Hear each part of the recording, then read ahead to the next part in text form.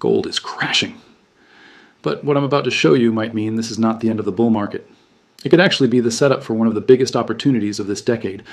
Right now, most people are completely misreading what's happening. They see gold falling, they see panic, and they assume the story is over. But the truth is, the real story isn't what's happening on the surface.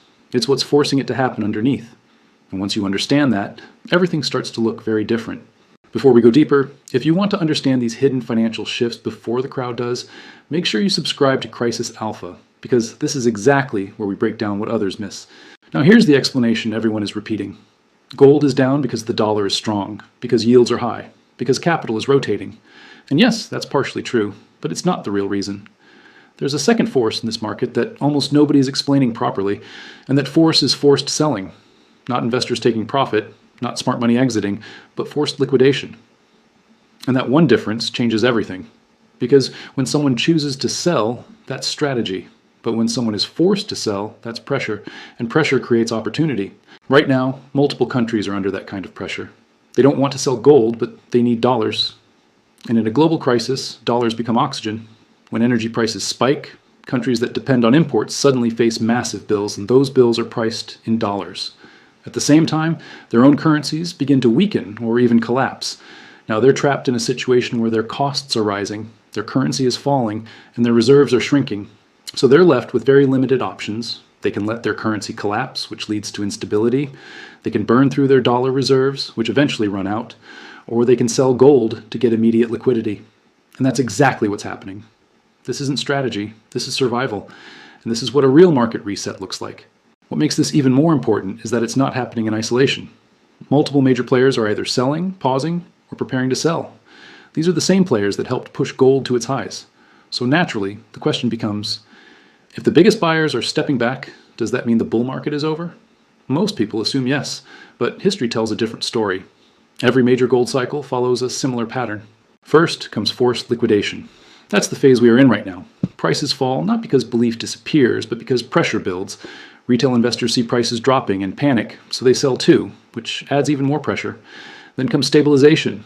This is when the crisis starts to ease. Energy prices begin to settle, currencies stop collapsing, and the urgent demand for dollars starts to fade. As that happens, the selling slows down. And then comes the third phase, re-entry. This is when the same institutions that were forced to sell begin to rebuild their positions. Not instantly, but gradually, because their long-term strategy hasn't changed. And this is the part most people completely misunderstand. They think selling means a loss of confidence, but in reality, it often means a lack of choice. If you're starting to see the difference, make sure you're following Crisis Alpha, because this is exactly how smart money thinks while everyone else reacts emotionally. Now take a step back and look at the bigger picture. The world today is very different from what it was in the past. Debt levels are higher than ever, geopolitical tensions are increasing, and trust between nations is breaking down. One major shift that changed everything was the realization that foreign reserves can be frozen or restricted. That sent a clear message across the world. If your assets depend on another system, they may not truly be yours. Gold is different. It doesn't rely on permission, it can't be printed, and it can't be frozen with a keystroke. That's why even when countries are forced to sell gold during a crisis, they don't stop believing in it. They're simply managing short-term pressure. And once that pressure passes, they come back. Now think about what that means. If the current selling is temporary and the long-term demand remains strong, then what we're seeing right now is not the end of the trend. It's a reset. And resets don't destroy trends. They prepare the next move. But timing is critical. Right now, the system is still under pressure. Things haven't stabilized yet. So instead of asking whether it's over, the better question is where we are within the cycle. There are a couple of key signals to watch. First is currency stability.